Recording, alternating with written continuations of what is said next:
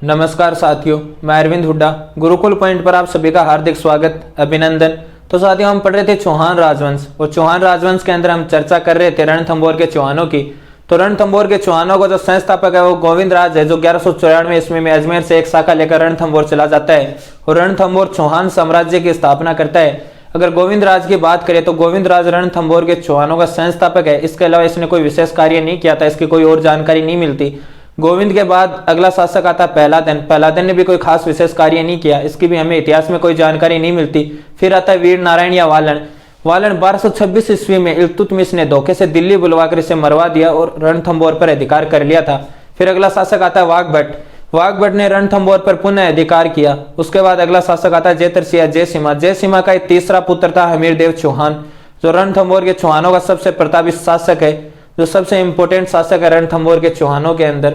तो इसने 1282 से 1301 ईस्वी तक रणथंभौर में शासन किया था। हमने कल चर्चा की थी हमीरदेव चौहान के बारे में, इसके जनरल इंट्रोडक्शन के बारे में। इसके पिता का नाम जयतरसिंह है, माता का नाम हीरादे, पत्नी का नाम रंगदे और पुत्री का नाम पद्मला या देवलदे था। इसके घोड़े का नाम मिलता है बादल। इसके उपनाम मिलते हैं हठी शासक, शरणागत की रक्षा करने वाला। इसकी एक रचना भी है हमीरदेव चौहान की, जिसका नाम है श्रृंगारहार। इसके दरबारी विद्वान थे बीजादित्य और राघवदेव। जो राघवदेव है वो इनके दरबार की भी शोभा बढ़ाया करते थे और इनके गुरु भी थे। हमीरदेव चौहान के हट को लेकर इसे हठी शासक कहा जाता था, क्योंकि हट बहुत ज्यादा किया करता था। और इसके हट को लेकर एक प्रचलित कहावत है कि सिय गमन सतपुरुष वचन, कदलत फलत एक बार, तिरिया तेल हमीर हट चढ़े ना दूजी बार। फिर साथियों, हमने हमीरदेव चौहान की जानकारी के स्रोत देखे थे। फिर हमने बात की थी कि हमीरदेव चौहान ने दिग्विजय की नीति का प्रयोग करके कुछ शासकों को पराजित किया था। सबसे पहले धार के परमार भोज को, फिर भीमरस के अर्जुन को, फिर मेवाड़ के समर सिंह को, आबू के प्रताप सिंह को। और हमीरदेव चौहान ने अपने जीवन में 17 युद्ध लड़े थे, जिनमें से वो 16 युद्धों में विजय प्राप्त की। और जो लास्ट का आखिरी युद्ध था 17वां युद्ध 1301 ईस्वी में, उसी युद्ध में हमीरदेव चौहान की पराजय हुई थी और वो उसी युद्ध में मारा गया था। लेकिन पहले उसका यही रिकॉर्ड है कि उसने अपने जीवन में कोई भी युद्ध हारा नहीं था, सारे युद्ध हैं उनमें विजय प्राप्त की थी। हमीरदेव चौहान ने कोटियजन्य यज्ञ का आयोजन करवाया था और जो कोटियजन्य यज्ञ है उसका पुरोहित या पंडित है वो विश्वरूपम था। फिर हमारे दिल्ली के दो शासक हुए थे, दो सुल्तान हुए थे, जलाउद्दीन खिलजी और अलाउद्दीन खिलजी।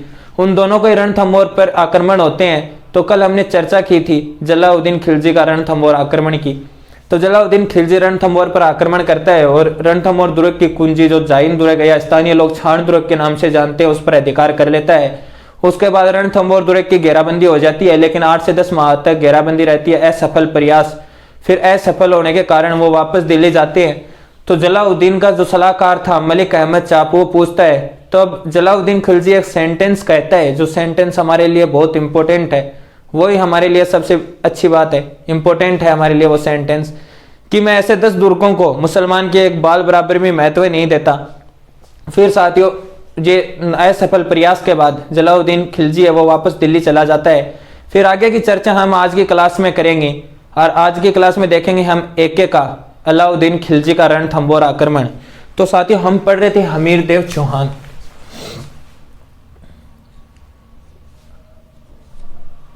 हमीरदेव चौहान,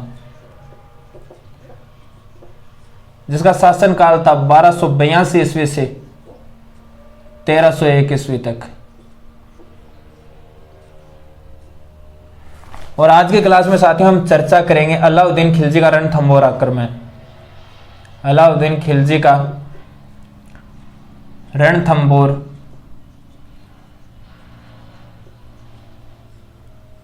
आक्रमण।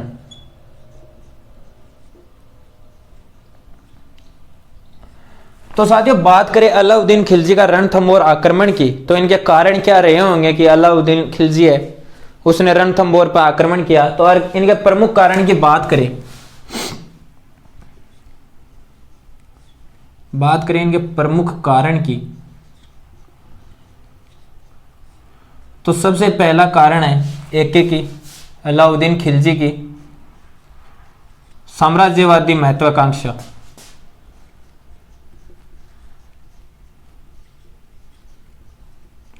साम्राज्यवादी महत्वाकांक्षा।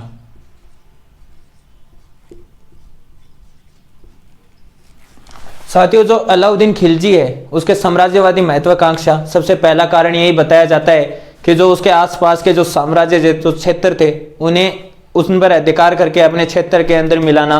तो सबसे पहला प्रमुख कारण है एक की महत्वाकांक्षा, साम्राज्यवादी महत्वाकांक्षा। दूसरे कारण की बात करें तो दूसरा कारण है हमीर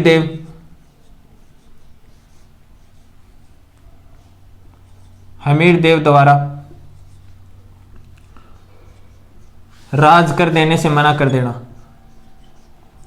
राज कर टैक्स कर देने से मना करना।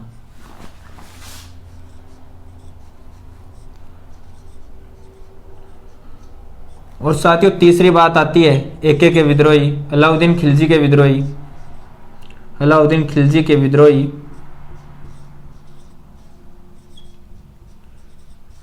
मोहम्मद शाह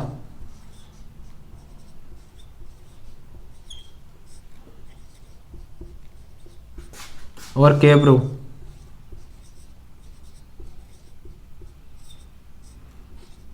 को शरण देना।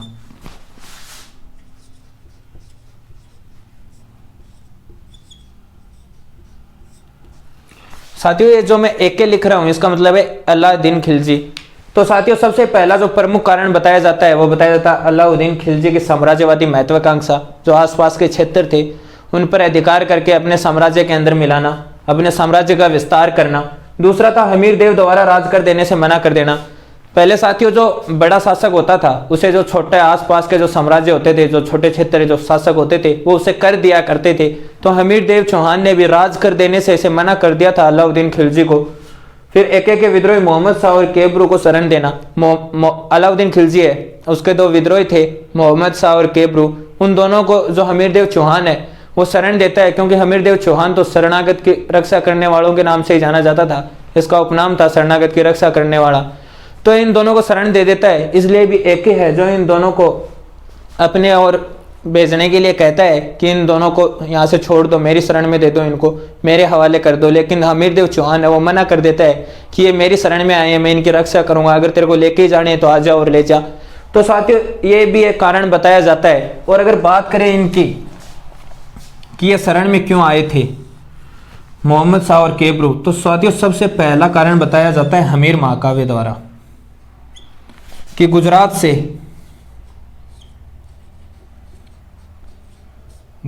से धन लूटकर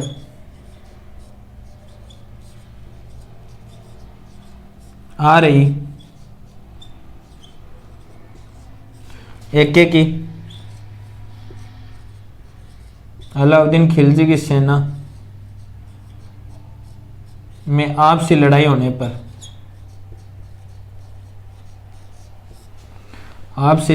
पर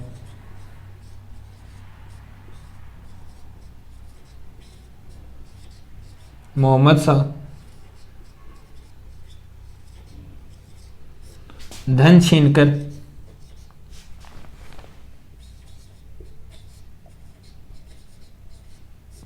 हमीर की शरण में चला गया।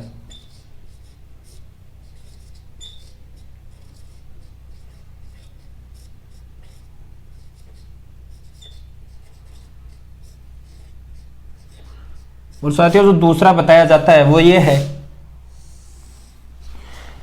कि अलाउद्दीन खिलजी की मराठा बेगम, अलाउद्दीन खिलजी की मराठा बेगम जिसका नाम था चिमना, मराठा बेगम चिमना एंड मोहम्मद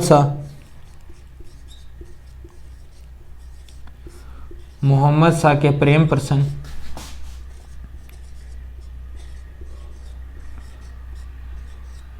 प्रसंग का पता है अलाउद्दीन खिलजी को चलने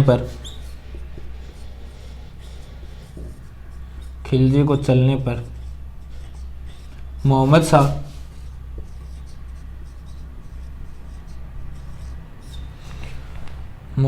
भागकर हमीर की शरण में चला गया।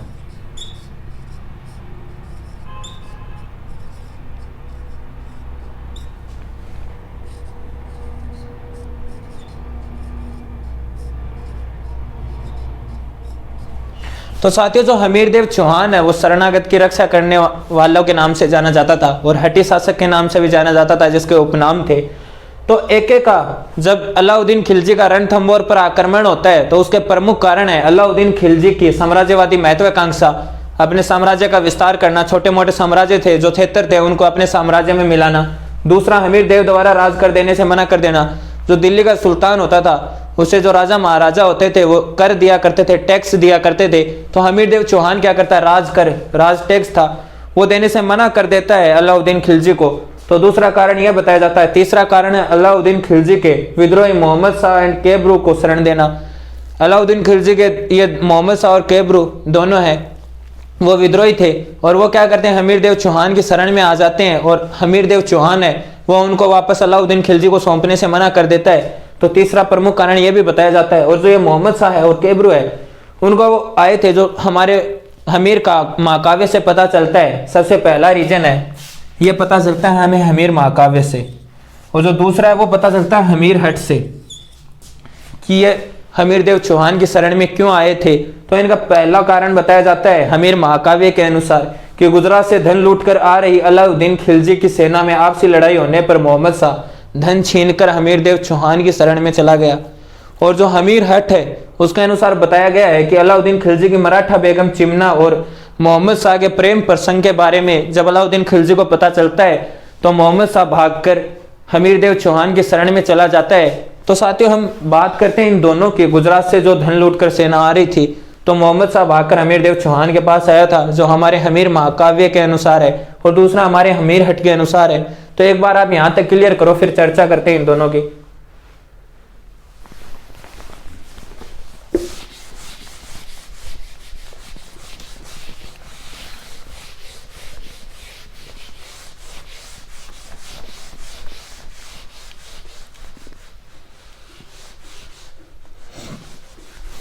अब देखो साथियों, बात करें जो गुजरात से सेना धन लूट कर आ रही थी उसकी, यहाँ पर दिल्ली है और दिल्ली का शासक था हमारे अलाउद्दीन खिलजी। ये हो गई दिल्ली, मोटा मोटी समझने की कोशिश करना। ये दिल्ली है और दिल्ली का शासक था अलाउद्दीन खिलजी।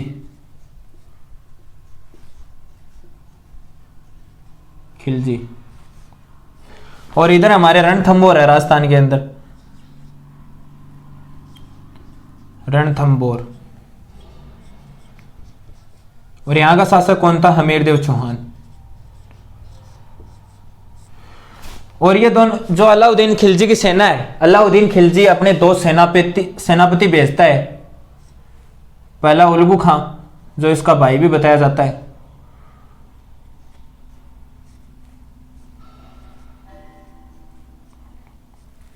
और दूसरा नुसरत खां।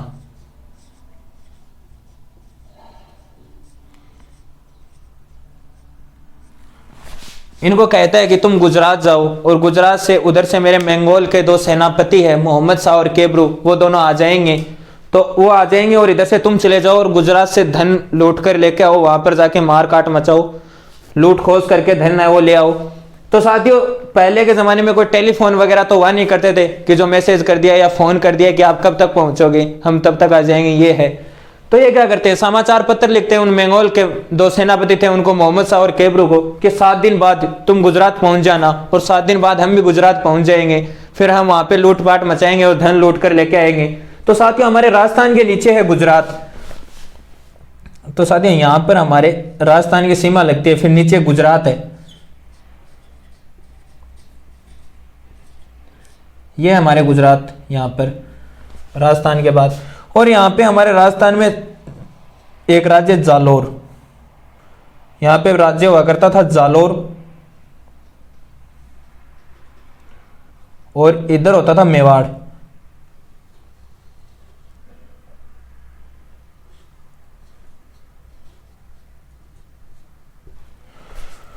तो साथियों यहां पे था जालोर और यहां पे था मेवाड़। तो जालोर के जो शासक है वो कानड़ देव चौहान थे। तो साथियों ये अलाउद्दीन खिलजी की सेना क्या करती है, इनको यहां से आदेश मिलते हैं। अलाउद्दीन खिलजी कहता है इन दोनों सेनापतियों को, तो ये दोनों सेनापति अपनी एक टुकड़ी लेकर यहां से जाते हैं गुजरात। तो गुजरात जाएंगे तो यहाँ पे क्या है, जालोर से होके जाएंगे ये सबसे पहले। तो ये दोनों क्या करते हैं, अपनी सेना की टुकड़ी लेकर जालोर से होकर जाने की सोचते हैं। तब जालोर के जो शासक था कानड़ देव को पता चलता है कि अलाउद्दीन खिलजी की सेना आ रही है और वो जालोर के अंदर से गुजरेगी। तो जो सेना आएगी उसमें हाथी, घोड़े, गधे, कुत्ते, बिल्ली, पैदल वैदल जो भी सैनिक है वो सारे ही आएंगे। तो जो फसल है उनका नुकसान होगा और ये जब राज्य के अंदर से गुजरेंगे तो कानड़ देव क्या करता है, यहाँ पे नो एंट्री का बोर्ड लगा देता है, नो एंट्री। कानड़ देव चौहान क्या करता है, जालोर के बाहर नो एंट्री का बोर्ड लगा देता है। जब ये सेना आती है तब इन्हें कहता है, अरे रुको, क्या तुम्हारे बाप की जागीर रह गए, यहाँ से अंदर से जा रहे हो? तो ये कहते हैं, तुम्हें पता नहीं है ये सेना किसकी है, तुम इसे यहाँ से जाने से रोक रहे हो? ये दिल्ली के सुल्तान अलाउद्दीन खिलजी की सेना है, वो तुम्हें टपका देगा, लबका देगा अगर उसे पता चल गया कि तुम उसकी सेना को नहीं जाने दे रहे हो। तो कानड़ देव कहता है कि चाहे ये सेना अलाउद्दीन खिलजी की हो चाहे किसी की भी हो, लेकिन तुम्हें ये नहीं पता ये जालोर राज्य किसका है, ये कानड़ देव का है और तुम यहाँ से गुजर नहीं सकते, तुम्हारे बाप की जागीर नहीं है, यहाँ से नहीं जाओगे। तो अब ये जो थे उल्लुगु खां और नुसरत खां, इन्हें पता था कि अब अगर हम वापस जाएंगे दिल्ली और या फिर समाचार भेजेंगे और फिर दिल्ली से कोई रिएक्शन होगा उस समाचार का, वापस जवाब आएगा, तब तक जो मोहम्मद शाह है और कैब्रो है वो गुजरात पहुंच जाएंगे और हम समय पर नहीं पहुंच पाए तो लूटपाट नहीं मचा पाएंगे। तो ये दोनों क्या करते हैं कि इसका कानड़ देव का डायरी में नाम लिख लो रे, जब दिल्ली जाएंगे तब अलाउद्दीन खिलजी को बताएंगे कि जालोर का शासक कानड़ देव है उसका। तो इसका डायरी में नाम लिख लेते हैं ऊपर ऊपर एक नंबर लगा के कि इसने अपने राज्य में से जाने से रोक दिया था। फिर यह क्या करते हैं, यहाँ से वापस मुड़ते हैं और यह यहाँ से मेवाड़ होकर जाने की सोचते हैं। तो यहाँ से ये आते हैं मेवाड़। अब इधर मेवाड़ का भी शासक आ जाता है, वो भी कहता है कि उधर से जालोर से नहीं जाने दिया तो तुम मेवाड़ की तरफ आ गए, क्यों नाथी का बाड़ा समझ रखा है क्या कि यहाँ से निकल जाओगे? तो फिर वापस कहते हैं कि अलाउद्दीन खिलजी की सेना ये दिल्ली के सुल्तान की, तुम जानते नहीं हो, उसे पता चला तो वो तुम्हें लबका देगा सबको एक एक करके, तुम जाने से रोक रहे हो इस सेना को। ये तो ये कहता है देखो सेना तो नहीं जा सकती, हमारी जो फसलें हैं वो बर्बाद हो जाएगी, खराब होंगी, तो उनका मुआवजा हमें चाहिए, उसका टैक्स देना पड़ेगा आपको। तो ये क्या करते हैं कि ये टैक्स दिए बिना तो मानता नहीं है, जाने नहीं देता। तो ये वहां पे समाचार नहीं भेजते थे, क्योंकि समाचार भेजते तो फिर वो वापस उसका जब तक जवाब आता फिर ये क्या रिएक्शन होता है इनका, तब तक वो उधर गुजरात पहुंच जाते थे और ये लेट हो जाते। तो ये क्या करते हैं कि इसके मेवाड़ वाले का भी नाम लिख लो डायरी के अंदर, दिल्ली चलेंगे तब बताएंगे अलाउद्दीन खिलजी को, और इसे टैक्स देके ये मेवाड़ के अंदर से गुजरात जाते हैं। उल्लुगु खां और नुसरत खां अपनी सेना लेकर ये यहाँ मेवाड़ वाले को टैक्स देकर जाते हैं और इधर से आ जाते हैं मंगोली जो सेनापति थे मोहम्मद शाह और केब्रो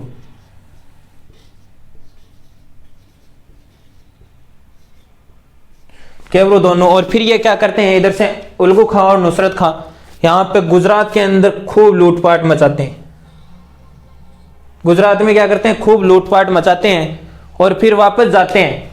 तो वापस जाते हैं तो फिर वही सीधा रास्ता जालोर वाला, गूगल जीपीएस शॉर्टकट ही तो दिखाएगा, जो जीपीएस ट्रैकर है वो, तो उधर वो जालोर से दिखाता है। तो ये जालोर जाते हैं, फिर वापस यहाँ पे कानड़ देव आ जाता है, इनको रोक लेता है।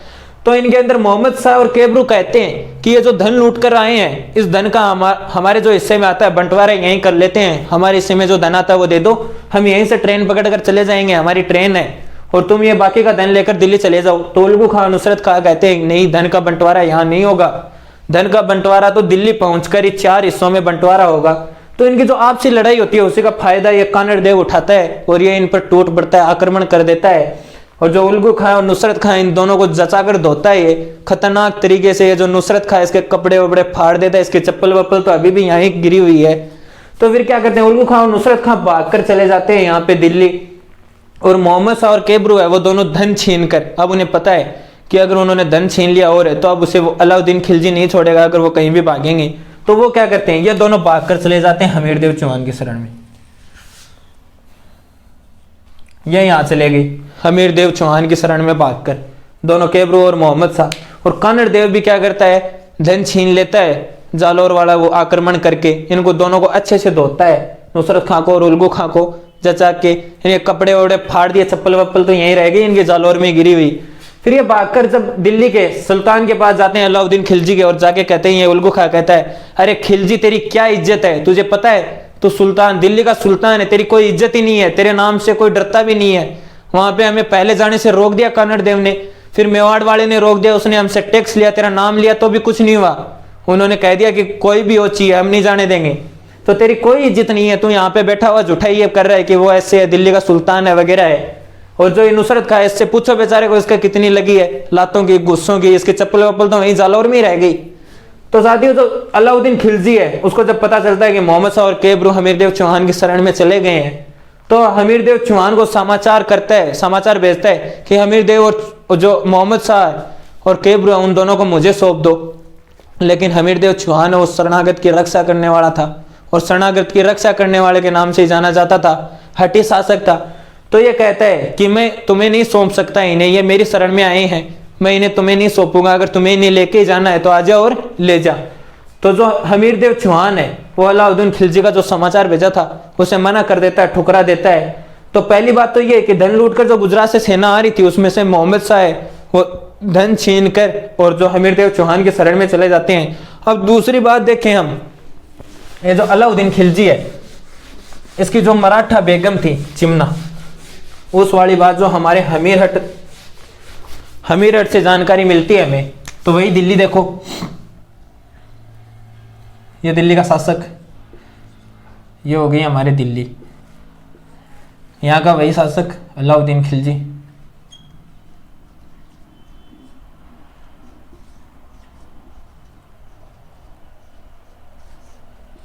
और अलाउद्दीन खिलजी की बेगम थी मराठा बेगम चिमना।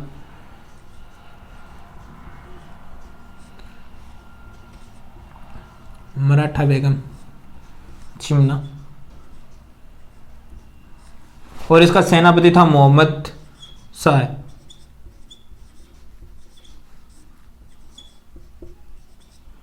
इधर हमारे रणथंबोर,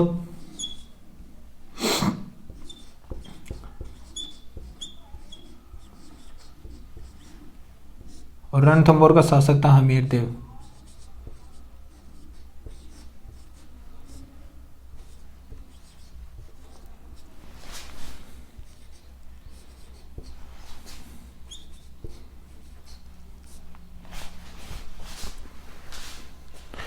तो साथियों, जो अलाउद्दीन खिलजी है दिल्ली का शासक था, उसकी थी मराठा बेगम चिमना, और उनका सेनापति था मोहम्मद शाह। तो इन दोनों के बीच क्या हो जाता है? प्रेम हो जाता है। इन दोनों के बीच क्या हो गया? प्रेम। खैर साथियों, चीज ही ऐसी है, हो जाती है, अक्सर कदम बैठ जाते हैं। तो इन दोनों के बीच प्रेम हो गया, क्योंकि अलाउद्दीन खिलजी है वो तो बिजी रहा करता था, दिल्ली का सुल्तान था, कामकाज से फुर्सत नहीं मिलती थी। तो उसका जो सेनापति और उसकी जो बेगम थी वो मराठा बेगम जो चिमना थी, उससे और मोहम्मद शाह के बीच प्रेम हो जाता है। और इनके बीच में प्रेम इतना ज्यादा हो जाता है, गहरा हो जाता है कि ये दोनों मिलकर क्या करते हैं? अलाउद्दीन खिलजी को सल्टाने का, टपकाने का सोच लेते हैं। आपने भी अखबार में पढ़ा होगा कई बार कि प्रेमी के साथ मिलकर पति की कुल्हाड़ी से हत्या। तो वही ये दोनों भी करते हैं। जो ये अलाउद्दीन खिलजी है इसको सल्टाने का सोच लेते हैं, और मोहम्मद शाह कहता है कि फिर मैं बनूंगा राजा, और चिमना मराठा बेगम है, तू बनेगी रानी, दोनों अच्छे से मौज करेंगे, राज करेंगे। तो ये बात जब अलाउद्दीन खिलजी को पता चलती है, तो अलाउद्दीन खिलजी है वो मोहम्मद शाह को बुलाता है और समझाता है कि देख मोहम्मद शाह, तू वीर है, बहादुर है, और मेरा चहेता सेनापति है। तो मैं तुझे समझा रहा हूं कि तू ये काम कर, जो ये चिमना है ना, चिमना को भूल जा, चिमना के दिल से निकल जा, क्योंकि जो चिमनी है ना वो मेरी खास है, ठीक है, उसे मैं तुझे नहीं दे सकता। बाकी अपने जो इतनी रानियां हैं, दासियां हैं, जो भी है, जिसके ऊपर भी तू अंगुली कर देगा या फिर जिसके ऊपर भी तू हाथ रख देगा, वो मैं तुझे दे दूंगा। तू ये काम कर, चिमना को भूल जा, बस चिमनी है ना वो मेरी खास है, चिमनी को अपने दिल से निकाल दे। तो ये जब मोहम्मद शाह है भाई, देखो ये भी सच्चा आशिक था। मोहम्मद शाह क्या कहता है कि मैं असूलों से बगावत नहीं करता, मैं तौहीन मोहब्बत नहीं करता, और ये प्यार का नजराना मुझे पेश ना करो साहिब, मैं चिमना को छोड़कर किसी और पे नहीं मरने वाला। तो साथियों, जो दिल्ली का ये अलाउद्दीन खिलजी है शासक था, इसकी मराठा बेगम चिमना है, मोहम्मद शाह, दोनों के बीच प्रेम हो जाता है। और ये बात इनको पता चलती है, अलाउद्दीन खिलजी को सल्टाने की सोच लेते हैं। लेकिन जब अलाउद्दीन खिलजी मोहम्मद शाह को समझाता है कि चिमनी को भूल जा, इसको छोड़ दे, इसके दिल से निकाल दे, ठीक है, तू जिस भी रानी के लिए कहेगा कि इस रानी के इतनी रानियां, महारानियां, दासियां हैं, तू जिसके लिए कहेगा वो तेरी हो जाएगी, वो तुझे दे दूंगा, बस चिमनी को भूल जा, वो मेरी खास है, मैं उसे नहीं दे सकता। तो मोहम्मद शाह भी सच्चा आशिक था, तो ये भी कह देता है कि मैं असूलों से बगावत नहीं करने वाला, और मैं तौहीन मोहब्बत नहीं करने वाला, और ये प्यार का नजराना मुझे पेश ना करो साहिब, मैं चिमना को छोड़कर किसी और पे नहीं मरने वाला। तो साथियों ये अलाउद्दीन खिलजी वो क्या करता है, उसको गुस्सा आता है और ये मोहम्मद शाह को सल्टाने की टपकाने की सोच लेता है कि इसका चैप्टर क्लोज ही करेंगे, ये ऐसे नहीं मानेगा, ऐसे तो ये चिमनी को नहीं छोड़ने वाला। तो मोहम्मद शाह को जब ये पता चलता है कि जो अलाउद्दीन खिलजी है वो इसको मारेगा या मार डालेगा, तो ये भागकर हमीरदेव चौहान की शरण में चला जाता है।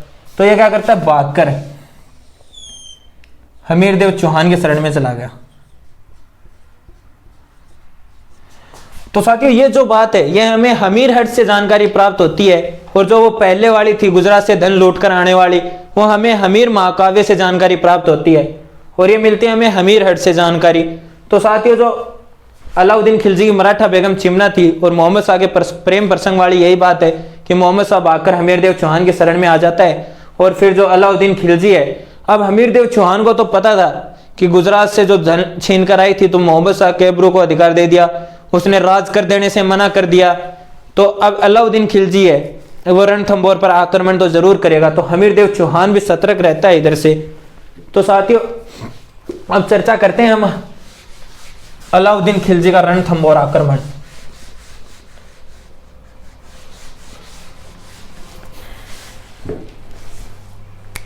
तो साथियों बात करें अलाउद्दीन खिलजी का रणथंभौर आक्रमण।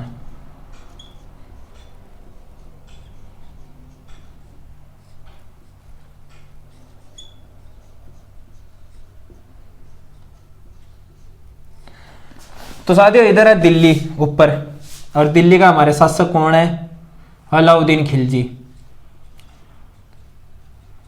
ये थी दिल्ली, दिल्ली का था अलाउद्दीन खिलजी।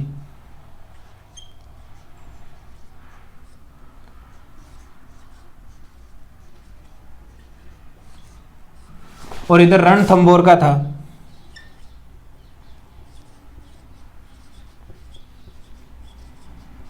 हमीरदेव चौहान।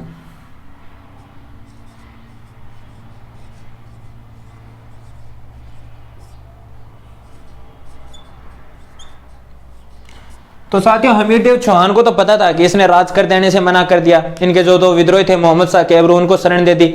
जब अलाउद्दीन खिलजी ने कहा जब हमें सौंप दे इन दोनों को, तो भी मना कर दिया।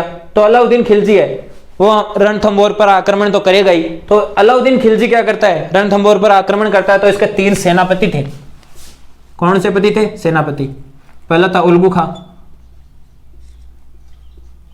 उलुग खां। दूसरा था नुसरत खां,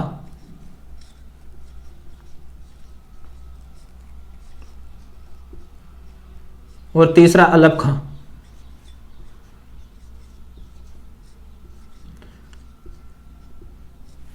अब ये जो अलाउद्दीन खिलजी इन तीनों के नेतृत्व में सेना तैयार करता है और आक्रमण करने के लिए यहां पर भेजता है। तो हमीरदेव चौहान को भी पता थी, तो ये भी क्या करता है, सेना तैयार कर ली। इसने भी 2 सेनापतियों के नेतृत्व में, भीमसिंह और धर्मसिंह, भीमसिंह के नेतृत्व में और धर्मसिंह के।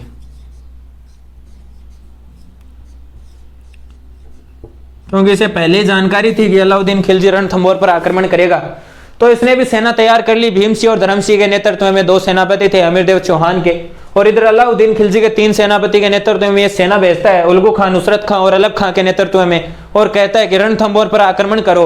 और इधर हमीरदेव चौहान इन भीमसिंह और धर्मसिंह को कहता है कि अलाउद्दीन खिलजी और रणथंभौर पर आक्रमण करेगा, लेकिन जिस रास्ते से अलाउद्दीन खिलजी की सेना आएगी तुम भी उसी रास्ते से सामने जाना, और जहां मिले ना वहीं मार काट मचाना चालू कर देना।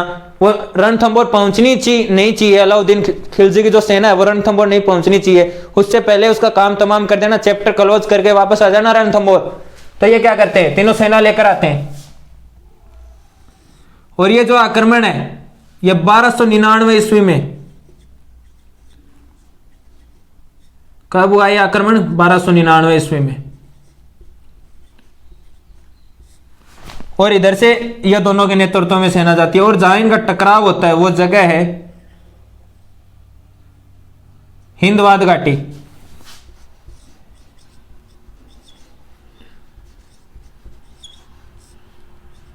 हिंदवाद घाटी जो बनास नदी के किनारे है।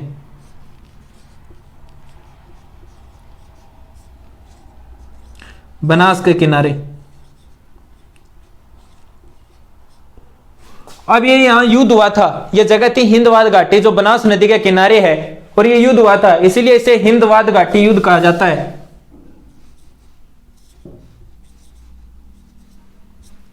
हिंदवाद घाटी युद्ध, तो यहाँ पर युद्ध होता है, और जो भीमसिंह और धर्मसिंह जो हमीरदेव चौहान के सेनापति थे, वो दोनों ही अपनी सेना लेकर युद्ध शुरू होता है। तो इतनी ताकत के साथ, इतनी फुर्ती से और वीरता के साथ लड़ते हैं कि जो ये अलाउद्दीन खिलजी की जो सेना थी उसे तितर बितर कर देते हैं। आधी से ज्यादा सेना तो मारी जाती है अलाउद्दीन खिलजी की, और जो आधी थी वो भाग गई थी। इनकी अलाउद्दीन खिलजी की जो सेना वो इधर तितर बितर हो जाती है, पूरी भाग जाती है, और स्टार्टिंग में इनकी विजय हो जाती है। तो इस युद्ध में विजय हुई थी हमीरदेव की।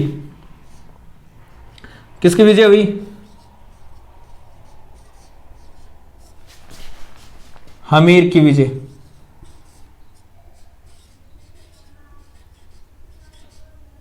इसमें हमीरदेव चौहान की विजय होती है, और जो भीमसिंह और धर्मसिंह है वो क्या करते हैं, इनकी जो उल्गू खान, नुसरत खां और जो ये अलप खां अपनी टुकड़ियां लेकर आए थे सेना, जो अलाउद्दीन खिलजी की सेना थी उसको तितर बितर कर देते हैं। आधी से ज्यादा सेना मारी जाती है, बाकी भाग जाती है। और जो हमीरदेव चौहान है उसके सैनिक क्या करते हैं, जो अलाउद्दीन खिलजी की जो सैनिक स्त्रियां थी, जो सेना के अंदर स्त्रियां थी, उनको गिरफ्तार कर लेते हैं, और गिरफ्तार करके रणथंबोर ले जाते हैं। तो इनकी शुरुआत में विजय हो गई थी, युद्ध के स्टार्टिंग में ही विजय हो गया था हमीरदेव चौहान, इन दोनों की विजय हो गई थी। अब भीमदेव क्या कहता है, भीमसिंह है ये क्या कहता है धर्मसिंह को कि धर्मसिंह तू ये जो स्त्रियां गिरफ्तार की हैं हमने, अलाउद्दीन खिलजी की जो सैनिक स्त्रियां हैं इनको गिरफ्तार किया, इनको लेकर और जो अपनी सेना है उसको लेकर रणथंबोर तुर्क की ओर चल, और मैं बीच में से देख के आ रहा हूँ कोई इधर लुका छिपा रह गया तो उसको भी साले को काट के आ रहा हूं मैं, ठीक है तो मेरी टेंशन मत ले, तू चला जा। तो धर्मसिंह क्या करता है, सेना को लेकर और जो सैनिक स्त्रियां थी अमीर इसकी अलाउद्दीन खिलजी की, इनको लेकर रणथंबोर की ओर चला जाता है। लेकिन पीछे से भीमसिंह है उसके ऊपर उल्गू खां की एक सैनिक टुकड़ी ने आक्रमण कर दिया, और ये भीमसिंह है ये वीरगति को प्राप्त हो जाता है। भीमसिंह क्या होता है इस युद्ध में वीरगति को प्राप्त।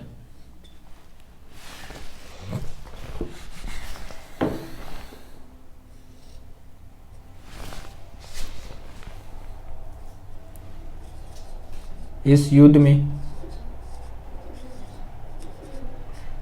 में वीरगति को प्राप्त।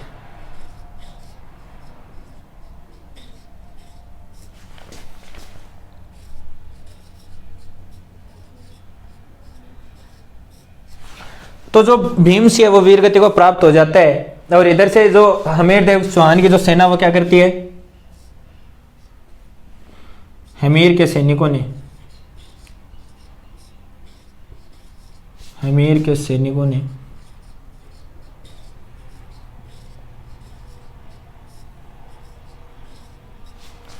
एक की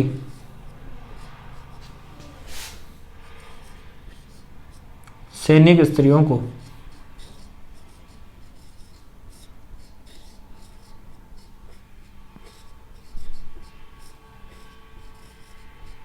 गिरफ्तार कर लिया।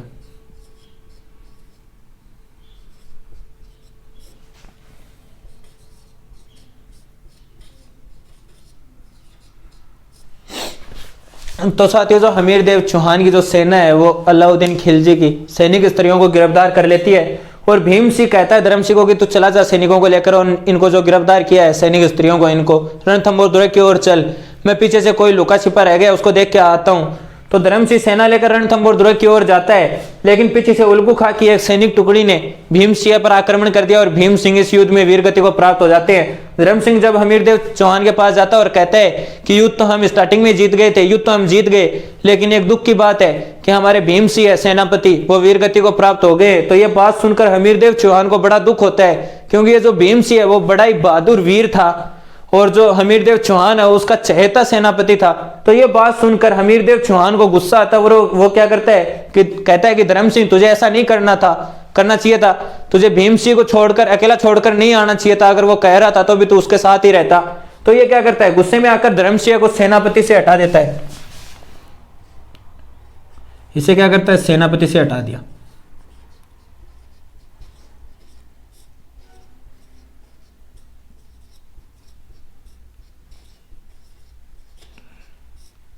धर्मसिंह को सेनापति से हटा दिया, और इधर जो हमीर ये अलाउद्दीन खिलजी की सैनिक स्त्रियां गिरफ्तार करके लाए थे इनको सैनिकों को आदेश दे दिया कि जाओ रे, इनसे है ना रणथंभौर की गलियों में दही और मट्ठा बिकवाओ।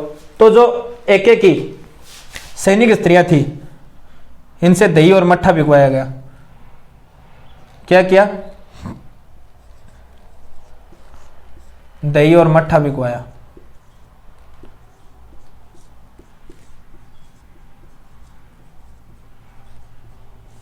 रणथंभौर की गलियों में।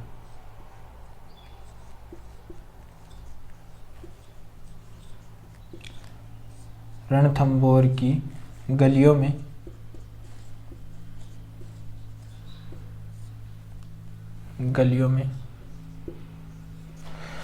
तो ये जो हमीरदेव चौहान है वो सैनिकों को आदेश देता है कि इन सैनिक स्त्रियों को लेके जाओ और रणथंभौर की गलियों में दही मट्ठा बिकवाओ। तो ये गुस्से में जब भीमदेव की मौत हो जाती है, मृत्यु हो जाती है, वीरगति को प्राप्त हो जाता है, तो धर्म सिंह पर भी गुस्सा करता है और उसे सेनापति पद से हटा देता है। और ये जो सैनिक स्त्रियां थी अलाउद्दीन खिलजी की, इनसे रणथंभौर की जो गलियां हैं उसमें दही और मट्ठा बिकवाता है। और ये एक और दूसरे व्यक्ति को, भोज नाम के व्यक्ति को सेनापति नियुक्त कर देता है। तो ये क्या करता है, जो हमीरदेव चौहान है वो हमीर ने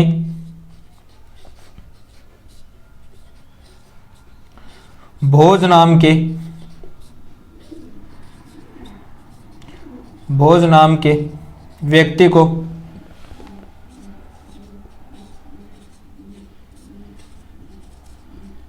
सेनापति बना दिया।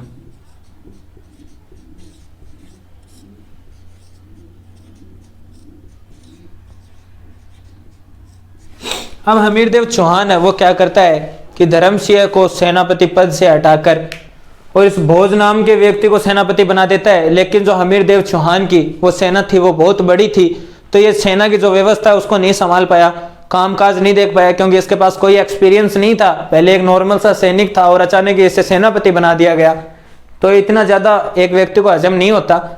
तो वैसे इसको भी हजम नहीं हुई जो इसका पद था वो, क्योंकि ये संभाल ही नहीं पाया, जो सेना की व्यवस्था वगैरह थी, कोई एक्सपीरियंस नहीं था। और भीमदेव और धर्मसिंह थे, ये काफी टाइम से सेनापति थे, इनके पास एक्सपीरियंस था कि सेना को कैसे रखना है, जो भी है वो इनको पता था। तो जब वो सेना को नहीं संभाल पाता है तो हमीरदेव क्या करता है, पुनः धर्मसिंह को सेनापति बना देता है। क्या किया? पुनः धर्मसिंह सेनापति, पुनः धर्मसिंह को। अब हमीर ने क्या किया, इस भोज को हटाकर वापस धर्मसिंह को बना दिया। अब ये जो भोज है ये नाराज हो जाता है कि अगर वापस धर्मसिंह को ही बनाना था तो पहले मेरे को क्यों सेनापति बनाया, इसको ही रहने देते, पहले भी तो था ये सेनापति, इसको पहले हटाया, मेरे को बनाया, वापस मेरे को हटा के इसको बना दिया। तो ये नाराज होकर क्या करता है, एक एक की शरण में चला जाता है अलाउद्दीन खिलजी की। तो इसने क्या किया, एक एक की शरण में चला गया, एक एक की शरण में।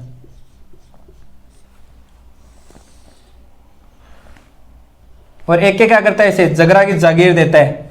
कहां की? जगरा की जागीर दी इसे।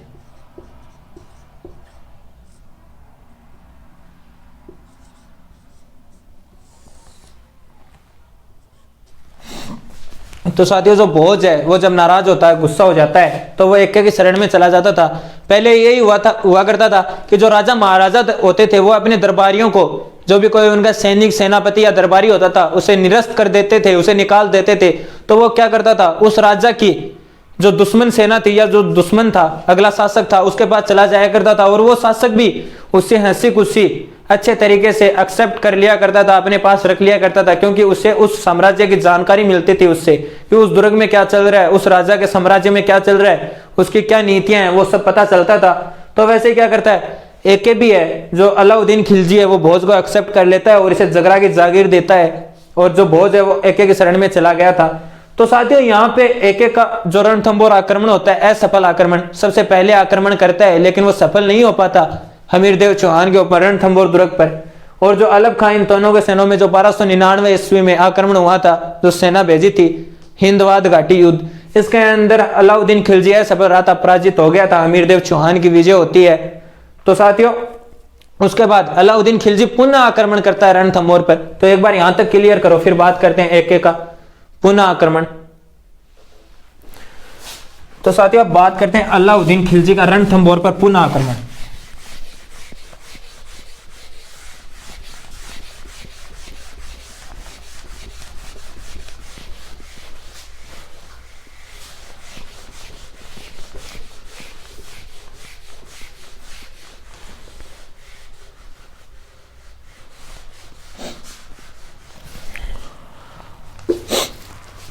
अब साथियों बात करें अलाउद्दीन खिलजी का,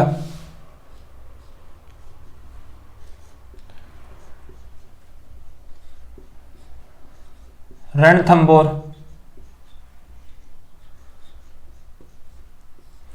पुनः आक्रमण।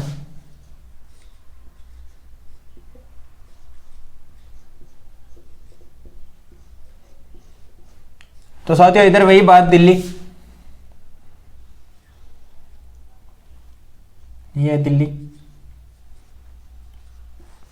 और दिल्ली का शासक वही अलाउद्दीन खिलजी,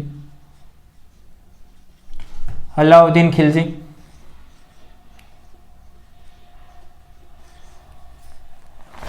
और इधर हमारे रणथंबोर,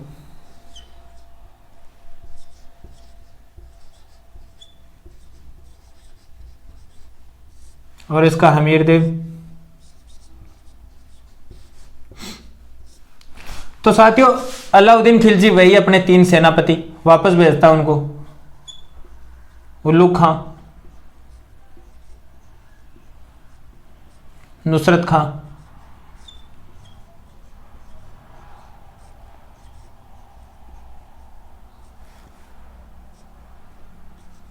और अलब खां। तो साथियों इन तीनों को वापस भेजता और कहता है, अबे मूर्खो, गधो, तुम्हें रणथंबोर पर आक्रमण नहीं करना, पहले रणथंबोर दुर्ग की कुंजी है जाइन दुर्ग, जिसे स्थानीय लोग, मैंने बताया था आपको, छाण दुर्ग के नाम से भी जानते हैं, कि पहले उस पर अधिकार करो, जाइन दुर्ग को जाके जीतो, और फिर आगे हम रणथंबोर दुर्ग के ऊपर आक्रमण करेंगे। तुम तो पहले ही वापस आ गए, बीच में भागकर, जो पहले आक्रमण किया था उसमें ये हिंद घाटीवाद युद्ध हुआ था वो जो, तो पहले जाकर जाइन दुर्ग पर आक्रमण करो, उस पर अधिकार करो। तो ये आते हैं तीनों और क्या करते हैं, जो जाइन दुर्ग है ना, जैसे स्थानीय है, यहाँ पे जाइन दुर्ग है,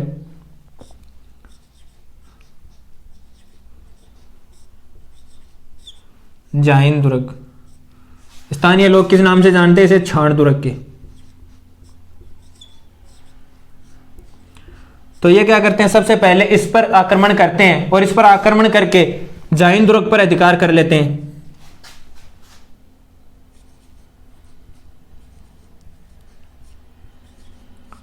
जाइन दुर्ग पर अधिकार, और इस पर अधिकार क्या करके बाद में क्या करते हैं, रणथंबोर दुर्ग का घेराबंदी कर लेते हैं, रणथंबोर दुर्ग की घेराबंदी।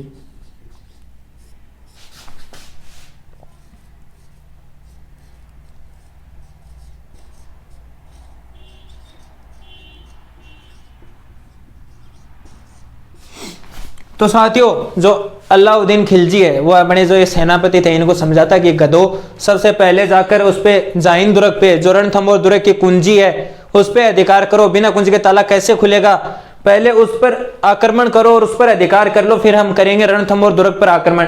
तो ये तीनों सेनापति आते हैं और क्या करते हैं, इस जाइन दुर्ग पर अधिकार कर लेते हैं।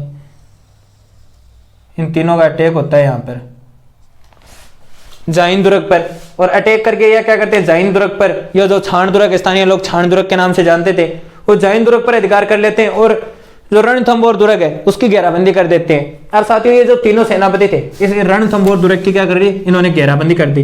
तो तीनों 3 हिस्सों में बंट गए, जैसे एक यहाँ पे उल्गू खां था, यहाँ पे नुसरत खां हो गया, और इधर हो गया हमारे अलब खां। अब तीनों तरफ से इसकी जो रणथंबोर दुर्ग है उसकी घेराबंदी कर लेते हैं, और वहां पे तो साथियों ऐसा कहा जाता है कि अंदर से जो दुर्ग है उसके अंदर तो जाना असंभव था, क्योंकि सबसे सुरक्षित दुर्ग था। इस पर जितने भी है सफल प्रयास हुए दुर्ग को जीतने के लिए। लास्ट में आपको ये जो पढ़ रहे हैं अलाउद्दीन खिलजी का रणथंबोर पुनः आक्रमण, इसमें भी हमीरदेव चौहान के साथ इसी के जो दरबारी थे उन्होंने विश्वासघात कर दिया था, आगे बताऊंगा मैं आपको। तो ये तीनों क्या करते हैं, इस दुर्ग की चारों तरफ से घेराबंदी करके रखते हैं। तो दुर्ग के अंदर से एक तीर चलता है। अब ये तो है नहीं कि ये घेराबंदी कर रहे हैं तो एक जगह बैठे रहेंगे। तीनों के नेतृत्व में 3 सेनापति थे, तीनों के नेतृत्व में 3 जगह पर सेना थी, तो बैठने वाले तो ये थे नहीं। ये क्या कर रहे थे, घेराबंदी कर रहे थे, इधर उधर टहल रहे थे। तो दुर्ग के अंदर से एक तीर चलता है और सीधा आकर लगता है नुसरत खां के, और नुसरत खां की मृत्यु हो जाती है। अब जब यहाँ पे नुसरत खां था, नुसरत खां की मृत्यु हो गई, तो ये इधर उल्गू खां था, उल्गू खां डर गया कि अब एक तरफ दुर्ग के जो घेराबंदी है वो कमजोर हो गई है, और ये बात अगर दुर्ग के अंदर पता चल गई कि नुसरत खां मारा गया है, उसकी मृत्यु हो गई और घेराबंदी एक तरफ से कमजोर हो गई, और अगर वो दुर्ग से निकल गए तो पिछली बार तुम भाग गए थे, छोड़ दिया था उन्होंने, इस बार भागने भी नहीं देंगे, छोड़ेंगे भी नहीं, पकड़ पकड़ के कुटेंगे एक एक को। तो नुसरत खां क्या करता है, अलाउद्दीन खिलजी को पत्र लिखता है समाचार कि नुसरत खां की मृत्यु हो गई है, नुसरत खां मारा गया है। तो ये जब समाचार अलाउद्दीन खिलजी सुनता है तो ये तुरंत क्या करता है, एक विशाल सेना लेकर और रणथंभौर पहुंच जाता है। तो अलाउद्दीन खिलजी ने क्या किया, नुसरत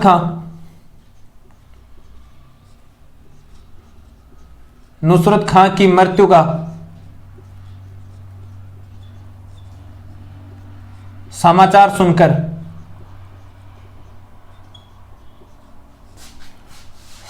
सुनकर अलाउद्दीन खिलजी विशाल सेना लेकर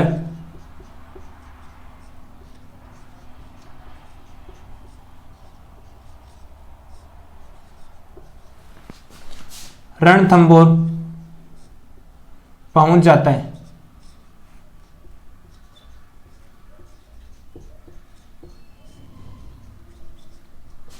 तो साथियों, जो अलाउद्दीन खिलजी है वो नुसरत खां की मृत्यु का जब समाचार सुनता है, उल्गू खां जब उसको समाचार देता है कि नुसरत खां मारा गया है, तो वो क्या करता है, खुद एक विशाल सेना लेकर रणथंभौर दुर्ग वहां पर आ जाता है और दुर्ग की घेराबंदी वापस मजबूत करते हैं। अब जो एके है, जो अलाउद्दीन खिलजी है, उसके साथ उसका दरबारी विद्वान था अमीर खुसरो, वो भी आया था, याद रखना। और वो लास्ट में जब ये दुर्ग पे अधिकार हो जाता तब मैं आपको बताऊंगा, उसकी चर्चा करेंगे। तो अलाउद्दीन खिलजी के साथ उसका दरबारी विद्वान अमीर खुसरो भी आता है। और ये जो अब क्या करता है, अलाउद्दीन खिलजी अपनी कूटनीति का प्रयोग करता है। इसने जो भी है ना, छल कपट से सारे युद्ध जीते थे। इसने अपने जीवन में जितने भी युद्ध किए थे अलाउद्दीन खिलजी ने, उन सारों के अंदर इसने छल कपट किया, वो करके युद्ध जीते हैं। तो ये यहां भी छल कपट करता है और हमीरदेव चौहान के पास संधि प्रस्ताव भेजता है। तो ये क्या करता है, हमीर के पास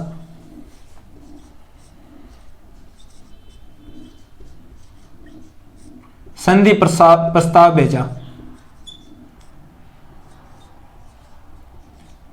संधि प्रस्ताव भेजा। अब उधर से जब अलाउद्दीन खिलजी संधि प्रस्ताव भेजता है तो हमीरदेव चौहान भी सोचता है कि ये तो संधि करने के लिए आया होगा, ये संधि करने के लिए कह रहा है।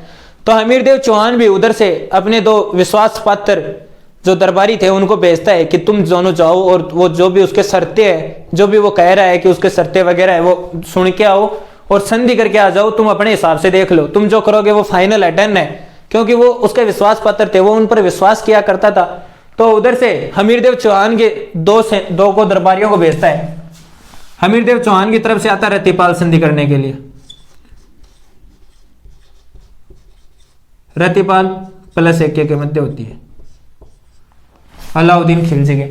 अब हमीरदेव चौहान वो दो दरबारी विद्वानों को भेजता है जो विश्वास पात्र आदमी थे उसके, जिन पर वो बहुत ज्यादा विश्वास किया करता था कि तुम दोनों जाओ और संधि करके आ जाओ, उसकी क्या शर्तें वगैरह देख करो। तो जब रतिपाल आता है और एक से संधि करने के लिए, तो ये जो एक है अलाउद्दीन खिलजी, ये रतिपाल को संधि कहता है कि संधि वंदी की तो बात छोड़, तू हमें संधि वगैरह नहीं करनी। और ये इसको क्या करता है, गोली देता है और क्या कहता है कि रतिपाल तू सोच, अगर हम इस रणथंभौर दुर्ग पर हमारा अधिकार हो गया, हमीरदेव चौहान को हमने लपका दिया, टपका दिया, तो अगर हमारी सहायता करेगा ना थोड़ी सी, तो हम इसको हमीरदेव चौहान को सल्टा देंगे, रणथंभौर दुर्ग पर अधिकार कर लेंगे और यहाँ का प्रशासक तेरे को नियुक्त कर देंगे। तो तू सोच एक बार, तू रणथंभौर दुर्ग की गद्दी पर बैठा है, आंख बंद करके सोच तुझे कैसा महसूस हो रहा है, फील हो रहा है। तो रतिपाल है वो आंख बंद करके सोचता है और कहता है कि वाह यार खिलजी, मजा आ रहा है सच में, मैं रणथंभौर दुर्ग की राजगद्दी पर बैठा हूँ और बैठा बैठा ऑर्डर दे रहा हूँ बस, और कुछ ही नहीं कर रहा। तो एक क्या कहता है, अलाउद्दीन खिलजी कहता है वही तो बात है, अगर तू हमारी थोड़ी सी सहायता करेगा तो हम रणथंभौर दुर्ग पर अधिकार कर लेंगे और तेरे को प्रशासक नियुक्त कर देंगे, यहाँ का जो होगा वो तू ही होगा। तो रतिपाल को क्या कहता है कि अब कैसे करें, तो ये एक डेट फिक्स करते हैं कि 11 जुलाई 1301 ईस्वी कि 11 जुलाई को, कब 11 जुलाई को इन्होंने एक डेट फिक्स की अलाउद्दीन खिलजी और रतिपाल ने कि 11 जुलाई को तुम दुर्ग के अंदर कोई से भी हिस्से की, एक हिस्से की जो सैनिक है, जो सुरक्षा है, उसको थोड़ा सा हल्का कर देना, कम कर देना सुरक्षा को, और वो गेट खुलवा देना, द्वार खुलवा देना। हम मेरी पूरी सेना, अलाउद्दीन खिलजी कहता है, वहां से एंटर हो जाएगी अंदर, और एंटर होने के बाद हम हमीरदेव चौहान का जो काम है वो तमाम कर देंगे, सल्टा देंगे, फिर कोई भी दिक्कत नहीं रहेगी। तो ये 11 जुलाई फिक्स करते हैं और रतिपाल कहता है कि मैं दक्षिण साइड का जो दरवाजा है वहां पर जो सेना है उसको कम कर दूंगा, कमजोर कर दूंगा वो सुरक्षा, या फिर वहां पे मैं मेरे अपने आदमी रखूंगा जो मेरे अंडर काम करेंगे, जो मेरी बात मानेंगे। तो रतिपाल वही करता है, 11 जुलाई को जो दक्षिणी साइड का जो दरवाजा था दुर्ग का, उसको जो सुरक्षा है उसके कम कर देता है। लेकिन रतिपाल आकर ये क्या करता है, इसका एक मित्र था रणमल। इसका मित्र कौन था भाई? रणमल। अब जब रतिपाल संधि का जो प्रस्ताव लेके गया था वो लेके जाने के बाद वापस अंदर आता है तो हमीरदेव चौहान पहुंचता है। क्या हुआ रे रतिपाल, क्या कहा उसने, क्या उसकी शर्तें वगैरह क्या है? तो रतिपाल कहता है कि हमीरदेव चौहान से कि उसकी शर्तें वगैरह ऐसी है कि जो पूरी नहीं की जा सकती, तो मैंने तो संधि करने से मना कर दिया, उसको कह दिया कि हम संधि वगैरह नहीं करेंगे। तो हमीरदेव चौहान ने भी कहा, क्योंकि ये तो इसका विश्वास किया करता था, इस पर बहुत ज्यादा विश्वास पात्र आदमी था, तो हमीरदेव चौहान ने भी कहा ठीक है, तूने कह दिया संधि नहीं करेंगे, कह के आ गया तो कोई बात नहीं, हम भी संधि नहीं करेंगे, बैठा रहने दो उसे बाहर। कितने एक दिन बैठा रहेगा? पीछे उसका चाचा भी आया था जलाउद्दीन खिलजी, काफी टाइम तक बैठा रहा था यहाँ पे, धक्के खाकर वापस चला गया था, तो उसी प्रकार ये भी बैठा रहेगा अलाउद्दीन खिलजी। तो अब रतिपाल अंदर आकर क्या करता है, इसका एक मित्र था रणमल, रणमल को कहता है कि देख रणमल, मैं संधि का प्रस्ताव लेके गया था लेकिन बात संधि की नहीं हुई थी, बात ये हुई कि अगर हम उनकी सहायता करेंगे तो इस हमीरदेव चौहान को सल्टा देंगे और जो रणथंभौर दुर्ग है उसकी राजगद्दी मेरे को मिलेगी, प्रशासक मेरे को बना देंगे। अब सोच, अगर मैं प्रशासक बन गया तो तू तो मेरा यार खास आदमी है, मित्र है, सोच तू क्या बनेगा, ठीक है कोई प्रॉब्लम नहीं होगी, दोनों ऐश करेंगे, मजे करेंगे। तो रणमल भी क्या करता है, इसकी बातों में आ जाता है रतिपाल की और इसकी साइड ले लेता है, पक्ष ले लेता है। फिर ये दोनों मिलकर एक और करते हैं, रसद अधिकारी सुरजन शाह को, ये दोनों मिलकर क्या करते हैं, एक रसद अधिकारी वहां,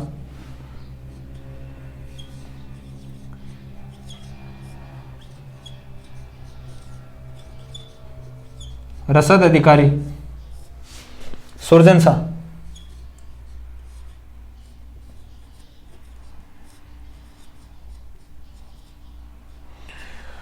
ये दोनों मिलकर रसद अधिकारी सुरजन शाह को भी अपनी ओर मिला लेते हैं और तीनों मिलकर क्या करते हैं, 11 जुलाई 1301 ईस्वी को जो दक्षिणी साइड का जो गेट था दुर्ग था उसकी सुरक्षा कम कर देते हैं और वो दरवाजा खोल देते हैं। वहां से अलाउद्दीन खिलजी की सेना पूरी अंदर आ जाती है। अब युद्ध की जो कोई तैयारी वगैरह नहीं थी तो क्या करते थे, पहले के जो राजा महाराजा होते थे वो केसरिया धारण किया करते थे और जो रानी और जो दासियां वगैरह हुआ करती थी वो जोहर का व्रत किया करती थी।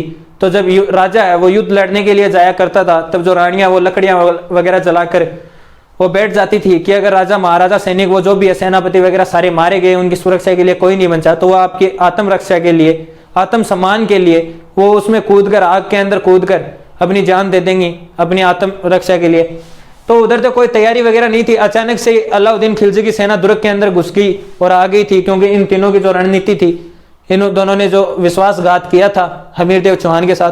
तो हमीरदेव चौहान क्या करता है, केसरिया धारण कर लेता है और युद्ध के अंदर टूट पड़ता है कि मुझे मारा तो जाने, या मैं मरूंगा तो सही, लेकिन दोनों हाथों में तलवार लेके, क्यों क्या पता 40-50 को तो सल्टा ही दूं इनके और है। तो साथियों यहाँ पर अलाउद्दीन खिलजी रणथंभौर पर पुनः आक्रमण करता है जिसके अंदर नुसरत खां मारा जाता है।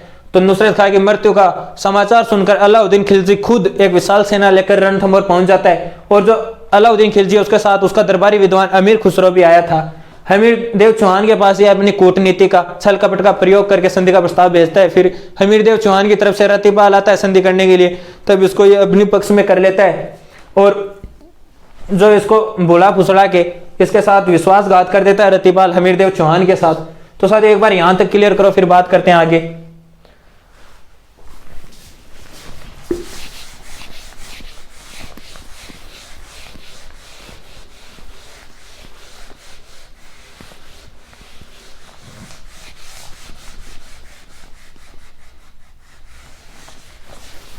तो साथियों अब बात करें तो जब युद्ध होता है तब इधर तो हमीरदेव चौहान और इधर हमीरदेव चौहान की रानी और पुत्री, इधर जो पुरुषों की सेना तैयार होती है वो हमीरदेव चौहान के नेतृत्व में, हमीर के नेतृत्व में।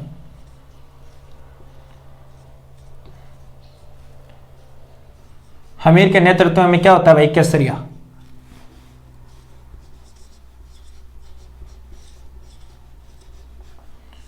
इधर केसरिया होता है और इधर रानी रंगदे, इधर हमीरदेव की रानी रंगदे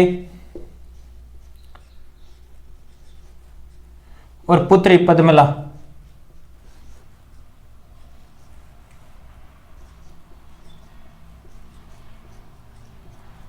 के नेतृत्व में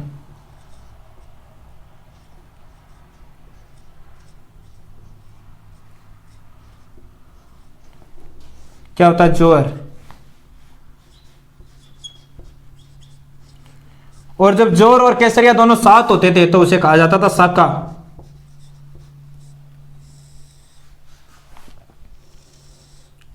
तो साथियों, जब एक के रणथंभौर दुर्ग के अंदर घुस जाता है, रणथंभौर पर आक्रमण होता है, तो उधर तो हमीरदेव चौहान के नेतृत्व में जो पुरुषों का होता है, सैनिक सेनापतियों का सबका, हमीरदेव चौहान के नेतृत्व में केसरिया होता है, और इधर रानी रंगदेव और पुत्री पद्मला के नेतृत्व में जोर होता है। और ये जो केसरिया और जोर दोनों साथ होते हैं तो उसे साका कहा जाता है। तो साथियों, अब अचानक ही जो एक की सेना वो रणथंभौर दुर्ग के अंदर घुस आई थी, तो इन्हें तो पता ही नहीं था, क्योंकि ये पहले से कोई सतर्क नहीं थे कि दुर्ग के अंदर तो आ ही नहीं सकते, लेकिन वो भी रतिपाल ने और रणमल और सुरजन शाह ने इनके साथ विश्वासघात कर लिया था, इसलिए वो सेना अंदर घुस गई थी, आ गई थी। वरना तो जो रणथंभौर दुर्ग है वो इतना असुरक्षित दुर्ग है कि उसके अंदर कोई दुश्मन सेना प्रवेश नहीं कर सकती थी।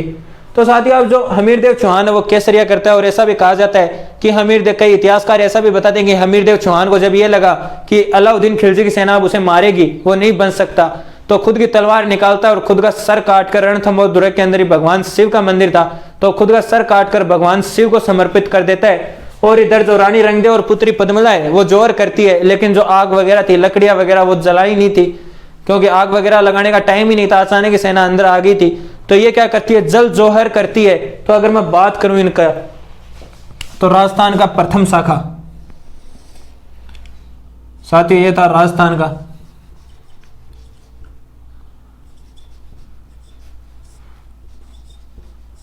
का प्रथम शाखा।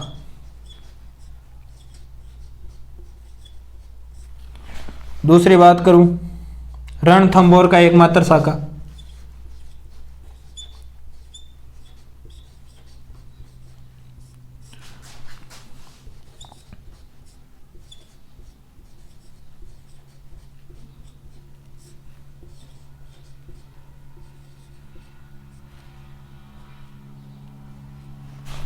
रणथंभौर का एकमात्र शाखा, राजस्थान का एकमात्र जलजोर,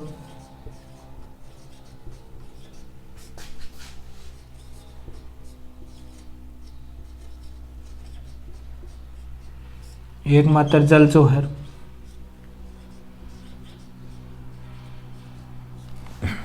अब साथियों, जो रणथंभौर दुर्ग है उस पर एक का अधिकार हो गया था।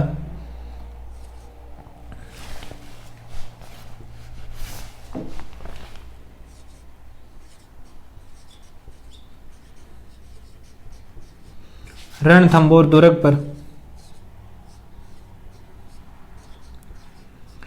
एक का अधिकार, अलाउद्दीन खिलजी का अधिकार।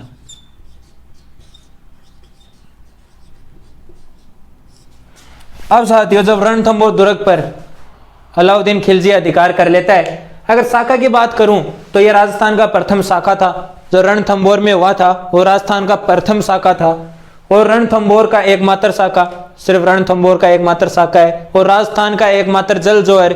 यहाँ पे अग्नि में कूदकर जान नहीं दी गई थी इन वीरांगनाओं द्वारा, अपना आत्मसम्मान, अपनी आत्म रक्षा करते हुए इन्होंने जो जल जोहर किया था, पानी के अंदर कूदकर अपनी जान दी थी।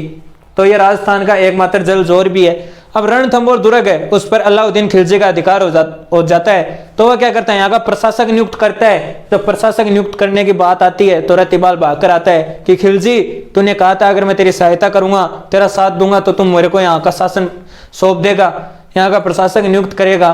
तो खिलजी भी उसको साफ कहता है कि अरे पागल, तू जब तेरे स्वामी का नहीं हो पाया तो तू मेरा क्या होगा? कल को तेरे कोई और बड़ा लालच देगा, कल को तेरे को दिल्ली का लालच दे तो तू तो मेरे साथ भी धोखा कर देगा, मेरे को भी सल्टा देगा, टपकवा देगा, ये कर देगा। तो वो क्या करता है? रतिपाल को मरवा देता है। और जो रणथंभौर दुर्ग है यहाँ का प्रशासक नियुक्त करता है उल्गू खां का, जो उसका सेनापति भी था और उसका भाई भी बताया जाता है प्रशासक। रणथंभौर दुर्ग का प्रशासक नियुक्त करता है उल्गू खां को।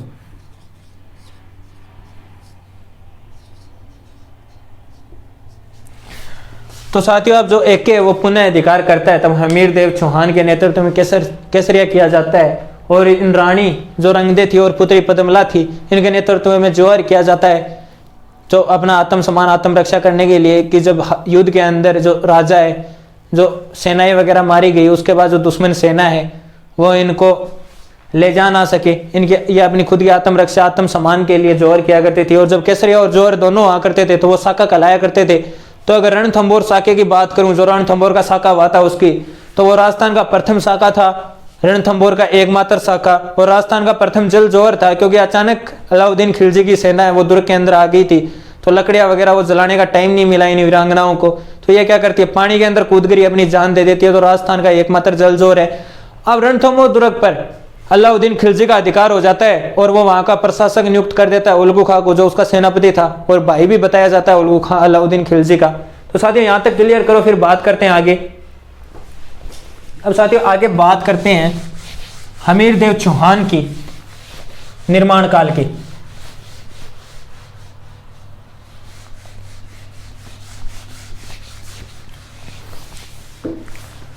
तो साथियों बात करें हमीर देव चौहान के निर्माण की।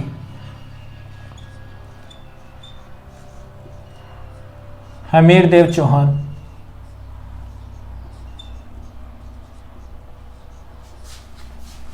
हमीर देव चौहान का निर्माण कार्य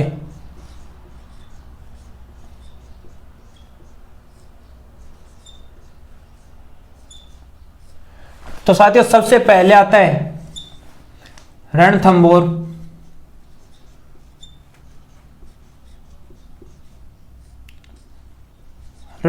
दुर्ग में पद्मला, जो उसकी पुत्री का नाम था, अपनी पुत्री के नाम पर तालाब बनवाया, पद्मला तालाब का निर्माण।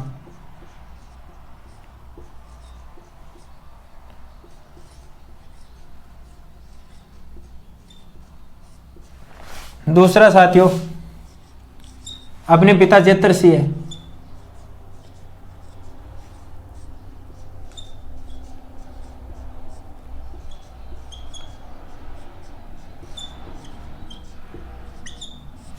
अपने पिता जेतर सिंह के 32 वर्षों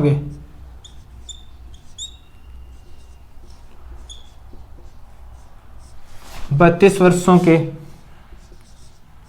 शासनकाल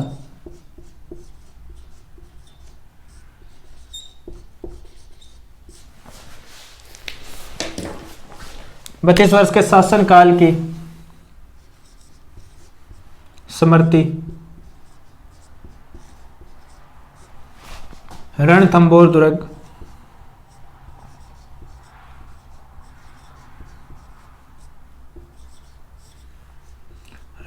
दुर्ग में 32 खम्भों की छतरी है।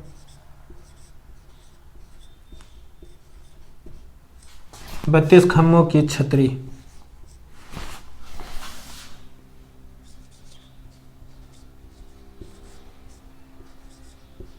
का निर्माण। और साथियों जो ये 32 खम्भों की छतरी है, इसे न्याय की छतरी भी कहा जाता है। किसकी? न्याय की छतरी।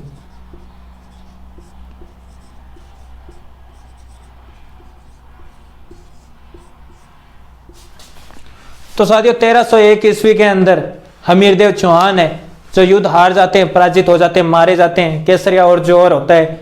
उसके बाद जो हमारी रणथंभौर की शाखा है उसका भी समापन हो जाता है। जो रणथंभौर के चौहान थे उनका हमीरदेव चौहान के साथ ही समापन हो गया था। तो अगर हम बात करें हमीरदेव चौहान के निर्माण कार्य की, तो उसने रणथंभौर दुर्ग में अपनी पुत्री के नाम पर, जो उसकी बेटी थी पद्मला, उसके नाम पर पद्मला तालाब का निर्माण करवाया। और अपने पिता के 32 वर्षों के शासनकाल की समृति है जो 32 खम्भों की, वो रणथंभौर दुर्ग के अंदर बनवाई, जिसे न्याय की छतरी भी कहा जाता है। 32 खम्भों की छतरी बनवाई थी इसने अपने पिता जेतर सिंह के 32 वर्षों के शासनकाल के लिए। तो साथियों इसे ये जो 32 खम्भों की छतरी, इसे न्याय की छतरी भी कहा जाता है। अब मैंने आपको पहले भी कहा था कि हमीरदेव चौहान ने अपने जीवन में 17 युद्ध किए थे, जिसमें से उसने 16 युद्धों में विजय प्राप्त की थी। और एक लास्ट का युद्ध था जिसमें वो हार गया था और मारा भी गया था। जो लास्ट का युद्ध था 1301 ईस्वी के अंदर, उसके अंदर हमीरदेव चौहान है वो हार गया, मारा गया। उसी युद्ध में वो पराजित हुआ था। बाकी उसने अपने जीवन में किसी भी युद्ध में पराजित नहीं हुआ, उसने सारे युद्धों में विजय प्राप्त की थी। तो साथियों 1301 का युद्ध जो अलाउद्दीन खिलजी और जो हमीरदेव चौहान के मध्य होता है, उसमें हमीरदेव चौहान पराजित हो जाता है, मारा जाता है। और साथियों वहीं पे 1301 ईस्वी में ही हमीरदेव चौहान के साथ ही रणथंभौर के चौहानों की जो शाखा है उसका समापन हो जाता है। तो साथियों आगे हम हमारी अगली नेक्स्ट क्लास में चर्चा करेंगे जालौर के चौहानों की। यहाँ हमारा कंप्लीट होता है रणथंभौर के चौहान। तो साथियों आगे की चर्चा करेंगे हम हमारी अगली क्लास में, और आगे हम चर्चा करेंगे जालौर के चौहानों की। तब तक के लिए थैंक यू सो मच।